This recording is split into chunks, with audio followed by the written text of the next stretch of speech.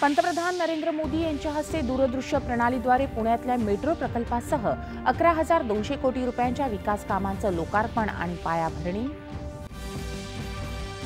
सोलापूर विमानतळासह बिडकीन औद्योगिक क्षेत्राचं पंतप्रधानांनी केलं राष्ट्रार्पण। भिडेवाड्यातील क्रांतिज्योती सावित्रीबाई फुले यांच्या पहिल्या कन्याशाळा स्मारकाची पायाभरणी। महाराष्ट्राला नव्या संकल्पांसह मोठ्या उद्दिष्टांची गरज। पुण्यासारख्या शहरांना प्रगतीचं आणि नागरी विकासाचं केंद्र बनवण्याची गरज पंतप्रधानांकडून व्यक्त। राज्यात महायुती सरकारकडून चौफेर विकास सुरू। विरोधकांनी कितीही फेक नरेटिव्ह पसरवला तरीही विकास आणि नागरिकांचं कल्याण थांबणार नाही, मुख्यमंत्री एकनाथ शिंदे।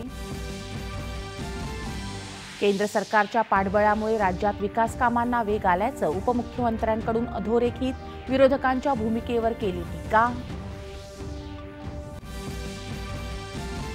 कोलकात्यातील आरजी कार रुग्णालयातील डॉक्टर तरुणीच्या लैंगिक अत्याचार आणि हत्या प्रकरणाची दखल घेत आज सर्वोच्च न्यायालय सुनावणी करणार। मध्य पूर्वेतल्या संघर्षावर तोडगा काढण्यासाठी इस्रायलचे पंतप्रधान बेंजामिन नेतन्याहू यांच्याशी चर्चा करणार असल्याचं अमेरिकेचे अध्यक्ष जो बायडेन यांचं सुतोवाच। आणि नेपाळमध्ये झालेल्या मुसळधार पावसामुळे बळींची संख्या 190 वर।